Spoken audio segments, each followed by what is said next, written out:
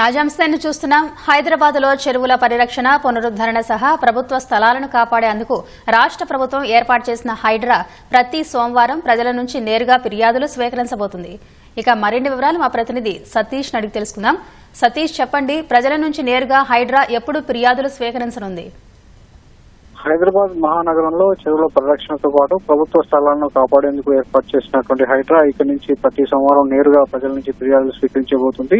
ఈ నెల 6 నుంచి హైడ్రా బుద్ధభవన్ లో ఉన్నటువంటి హైడ్రా కార్యాలయంలో ఫిర్యాదులు స్వీకరించనున్నట్లు కమిషనర్ రంగనాథ్ స్పష్టం చేయడం జరిగింది. చెరువులు, ప్రభుత్వ స్థలాలు, నాలాలు, పార్కులు ఇలా ప్రజా అవసరాలకు ఉద్దేశించినటువంటి స్థలాల పరిరక్షణలో ప్రజలను భాగస్వామ్యం చేయాలనే ఉద్దేశంతో ఈ కార్యక్రమాన్ని నిర్వహిస్తున్నట్లుగా రంగనాథ్ వెల్లడించారు. ప్రజల నుంచి నేరుగా ఫిర్యాదులతో పాటు సలహాలు కూడా స్వీకరిస్తామని వెల్లడించినటువంటి ఆయన ఉదయం 11 గంటల నుంచి మధ్యాహ్నం 2 గంటల వరకు, తిరిగి 3 గంటల నుంచి సాయంత్రం 5:30 వరకు బుద్ధభవన్ లోని కార్యాలయానికి వచ్చి నేరుగా ఫిర్యాదు చేయవచ్చు అని కూడా సూచించారు. అయితే ఫిర్యాదు చేసే సమయంలో దానికి సంబంధించినటువంటి అన్ని ఆధారాలు, పూర్తి వివరాలు కూడా హైడ్రాకి అందజేయాలని కూడా సూచించారు. ఒకవేళ నగర ప్రజలకు దీనికి సంబంధించిన సందేహాలు ఉంటే 04029565758, 04029560596 నంబర్లను సంప్రదించాలని కూడా రంగనాథ్ కోరడం జరిగింది.